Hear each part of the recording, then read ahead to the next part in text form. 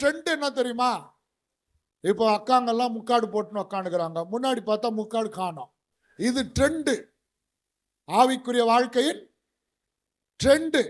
போடுறதுக்கு ஒன்றும் எத்தனை வரலையே பாஸ்டர், போடுறதுக்கு ஒன்றும் எத்தனை வரலையே பாஸ்டர், ஓனி போட்டிருந்தா கூட போட்டுன்னு இருப்பேன், முக்காடு போறதுக்கு எதுவுமே இல்லையே. கொஞ்சம் கொஞ்சமா அந்த காலத்தில் இருந்த பக்தி பயம், கர்த்தரை ஆராதிக்கும் போது இருந்த அந்த பயம் இன்னைக்கு கொஞ்சம் கொஞ்சமா குறைந்து கொண்டே போகுது. மினி ஸ்கர்ட் போட்டுன்னு ஆராதனைக்கு வராங்க, ஸ்லீவ்லெஸ் போட்டுன்னு ஆராதனைக்கு வராங்க, ஃப்ரீ ஆர் விட்டுன்னு அப்படியே முடி தொங்க போட்டுன்னு சினிமா ஆக்டர் மாதிரி ஆராதனைக்கு வராங்க. இது வேற நாட்டுக்கு வேணா செல்லுபடி ஆகும், அமெரிக்காவுக்கு செல்லுபடி ஆகும், நம்ம மலேசியாவுக்கு செல்லுபடி ஆகும். வேற நாட்டுடைய கல்ச்சர் அவங்க அப்படி ட்ரெஸ் பண்ணி பழகிட்டாங்க. இப்ப அமெரிக்கா, ஆஸ்திரேலியா எல்லா நாடும் இந்தியாவுக்குள்ள தமிழ்நாட்டுக்கு வந்துருச்சு.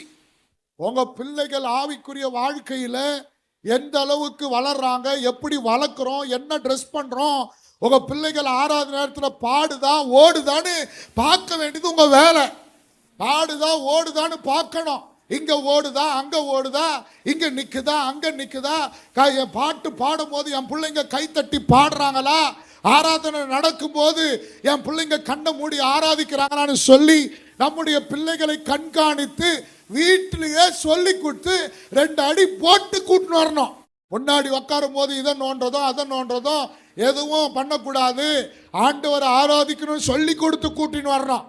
நம்ம பிள்ளைங்க தான் உள்ள வரும்போதே கடையில் இருக்கிற சிப்ஸ் எல்லாம் கையில இருக்குது, ஒருத்தனை 2 பாக்கெட் எடுத்துன்னு வரான், எடுத்துன்னு வந்து உட்காந்து ஒரு சிப்ஸ் வைக்காம மொத்தத்தையும் சாப்பிட்டு முடிக்குது. இது ஒரு பக்கம்.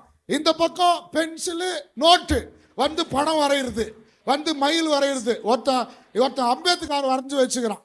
ஆராதனை நேரத்தில் ஏசாமியை வரைஞ்சா கூட பரவாயில்ல, அம்பேத்கர் மேல இருக்கிற பற்று எல்லாம் நம்ம தான் பார்க்கணும். சிறு வயதிலிருந்தே நம்முடைய பிள்ளைகளை தேவனுக்குள் வளர்க்க வேண்டும்.